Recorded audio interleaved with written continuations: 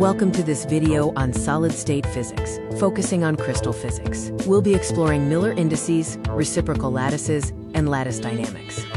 Miller indices are defined as a set of three integers, h, k, and l, used in crystallography. They represent the orientation of crystal planes within a lattice, essentially describing planes in a crystal. Miller indices were introduced by William Hallowes Miller in 1839. The notation is HKL for planes and UVW for directions. Their purpose is to define crystal plane orientation and symmetry. Applications include X-ray diffraction, crystal growth, and semiconductor fabrication. The image shows the three integers h, k, and l represent the reciprocals of the x, y, and z intercepts respectively. This system is crucial for accurately describing the position of crystal planes. Miller indices are vital for scientists to describe different planes inside various crystal structures. This includes simple cubic crystal structure, body-centered cubic, and face-centered cubic.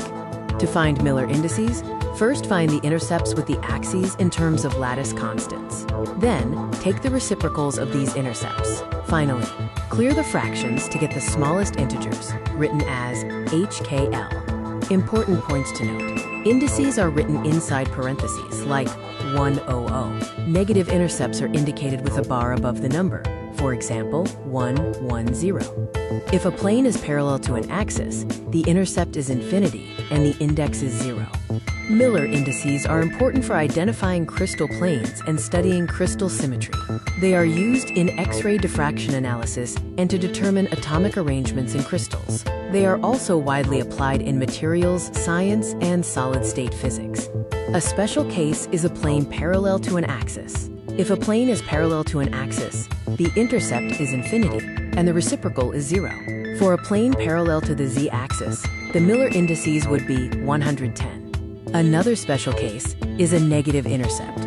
If a plane cuts the negative axis, it is written with a bar, like 110. Miller indices are used in various fields, including crystal structure analysis, X-ray diffraction, semiconductor research, metallurgy, and nanotechnology. The advantages of Miller indices include providing a simple representation of crystal planes and offering mathematical accuracy. They are useful for scientific calculations and help in understanding atomic arrangement. Let's look at important crystal planes. The 100 plane cuts the x-axis only. The 110 plane cuts the x and y axes. The 111 plane cuts all three axes equally. Remember these key points. A plane parallel to an axis means the intercept is infinity and the reciprocal is 0.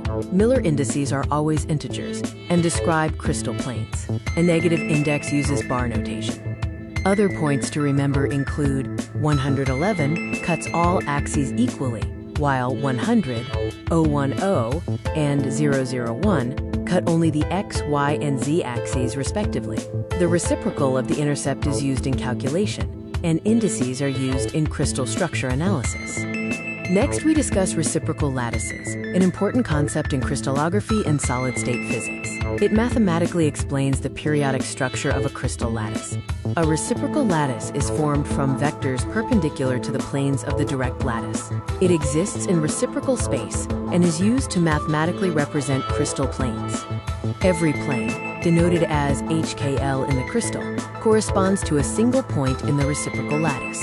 The reciprocal lattice vector is represented as G equals HKL. The diagram illustrates the reciprocal lattice vector, GHKL, which is perpendicular to the crystal plane, HKL. The vector can also be expressed as GHKL equals HA10 plus K B nimes plus LC nimes. To understand the construction, first draw the crystal axes A, B, circa. Second, draw a slanted plane cutting these axes. Third, draw a perpendicular vector GHKL from the origin to the plane. In crystals, we have a direct lattice, or real space. The reciprocal lattice is a mathematical lattice constructed from it. Each point in the reciprocal lattice represents a set of crystal planes defined by Miller indices. This image further visualizes the relationship between the direct lattice and the reciprocal lattice.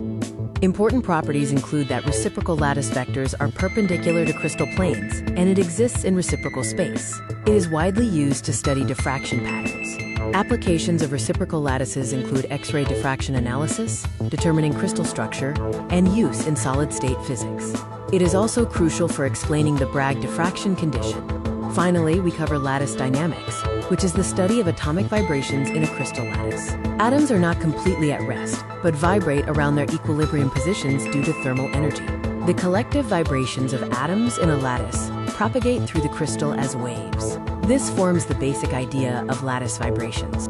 Atoms within a crystal are modeled as small masses connected by springs, where the mass of the atom is m, and the interatomic force is the spring constant k. When atoms are displaced from their equilibrium positions, a restoring force causes them to oscillate, leading to these vibrations. The angular frequency of vibration, represented as omega, depends on the force constant k and the mass of the atom m. The vibrational energy in a crystal is quantized. This quantum of lattice vibrational energy is called a phonon, similar to how a photon is the quantum of light. Phonons are essential for understanding the thermal and electrical properties of solids. There are two main types of lattice vibrations: acoustic mode and optical mode. In the acoustic mode, atoms move in the same direction, resulting in a low frequency of vibration. This mode is responsible for sound propagation. In the optical mode, adjacent atoms move in opposite directions, resulting in a high frequency. This mode is typically observed in crystals with 2 or more atoms per unit cell. Lattice dynamics is important for explaining the thermal and physical properties of solids, such as the heat capacity, thermal conductivity, and elastic properties of crystals.